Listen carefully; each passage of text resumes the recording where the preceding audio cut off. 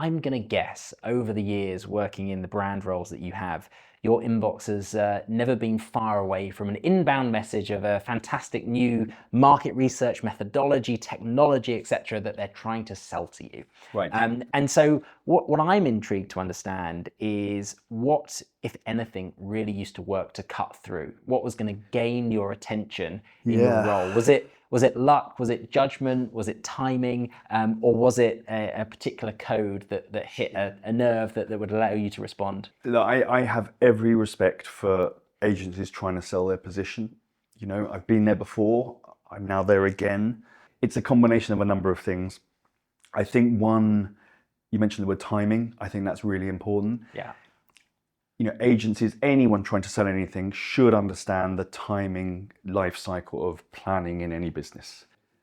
Now, you know, there's awareness building, so you can always be on and getting messages out, but there is a time for client sides to make a decision about what work they're going to do. They have a planning cycle. They have to win budget. They have to say in that budget planning process what I'm going to spend my money on. So a lot of big decisions are made, you know, 3 months before the end of the financial year for the next year, and it's already done and dusted. So selling in, you know, my advice, and I'm going to be having to take this myself, is that you're building for a longer term. Yeah. And, you know, connecting and creating relationships. If you've got a good story and a good product, that will cut through. Yeah. But you can't expect an immediate response, because you need the business to understand how it fits in my life, how it's relevant, what it's going to give me, and then I can start planning for it and get money for it. So your advice might be to actually try and better understand the business and the buyer than it is to try and craft the perfect email. Yes, because I think the perfect email is going to be more perfect if you understand the right context and the relevancy and the timing. It's also a relentless task. You know, I've been working with some agencies recently about their commercial thinking, and timing is so important. Some of them do an amazing job in having presence, you know, going for awards, having a viewpoint, but it's relentless. You have to be there all the time, right? Indeed. You know this very, very well. You can't just drop something in there and then be dark for 6 months. Yeah.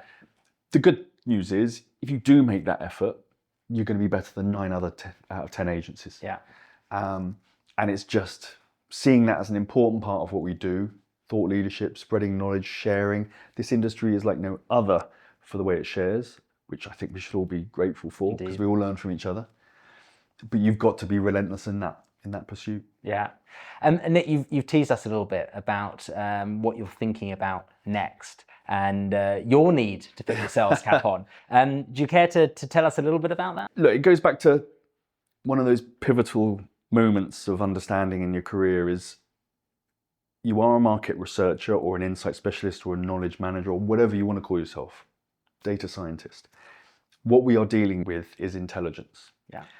And I wish more people understood how you change the culture and adapt a culture in a business to receive intelligence. Some businesses are very transactional and they just want box ticking. Yeah. Right? And in fact, of the 3 main tasks, I think, for insights, the risk aversion or protecting a business from risk or loss is one of the key things that we do, right? We do testing. It's all about loss prevention, risk reduction. You know, we have that task, everything to do with kind of in-year, for-the-year ad testing, product testing, packaging, all those kind of things, pricing.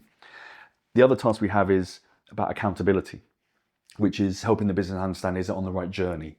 Trackers. Are we doing the right thing? Are enough people seeing the ads? Are we got enough volume and value going out the door, back in the door? We have those 2 tasks of gatekeeping and accountability. And then we have this task about value generation. And we do that to a degree, but we don't do it anywhere near enough. Like, where is the growth and how are we going to get it? Yeah. What are the trends, and where's the future revenue for this business? And of those 3 tasks, we tend to focus all our attention on gatekeeping and then accountability, tracking, all those kind of things. We don't give anywhere near enough attention to growth. And Growth Constructors, the business we started, is absolutely focused on solving for insights, impact, and connection to growth. We should be owning that, driving that, because we have all the data to do it. Yeah. And we just need to be aware of how we can do that. So Growth Constructors is the name of the business. And we've developed a system which is essentially the GPS for growth. Amazing. It takes away all guesswork from business planning. Tells you exactly where you're going to win, what's available, what levers you need to pull, how much you need to pull them, and make sure you've got the lean portfolio and brands to do that. But there's a flip side to that, which is the growth insights capability. I would love to see insight teams, both agency and client, actively focus on growth insights. Yeah. And what does that mean?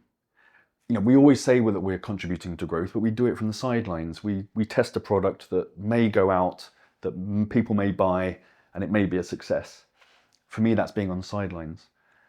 And I want insights to be right at the forefront, telling the business which direction to go in, whether that product's going to work, how it's the best way to sell that product, and then look at the revenue and the returns that we'll get. I mean, insights to EBITDA is the connection I just want to see like that. I think it's incredibly exciting. And I think, if you look at the buying mindset of a C-suite, they either want to know, how do I grow or how do I save money? Yeah. And I think far too often, as you say, those first two categories often put us sort of somewhere in the middle of bobbing along and not changing. Yeah. Can we maintain our status quo? Well, that doesn't make us more money. It doesn't grow the top line either. Exactly. There was a quote from Harvard Business Review that said something along the lines of 74% of CMOs say they don't believe their jobs allow them to maximize their impact on the business. And 80% of CEOs don't trust or are unimpressed by their CMOs. Can we not ask ourselves the question, why do CEOs not trust their insights and knowledge they're getting? Why? I think we should ask ourselves, because we're not at the C-suite, we're not at those tables, so what's the story? Yeah. We need to solve for that question, and that's exactly what I intend to do, because those epiphany moments, understanding it's not just a research project you're doing, you're trying to move the business forward, but I didn't know how to, I know how to now.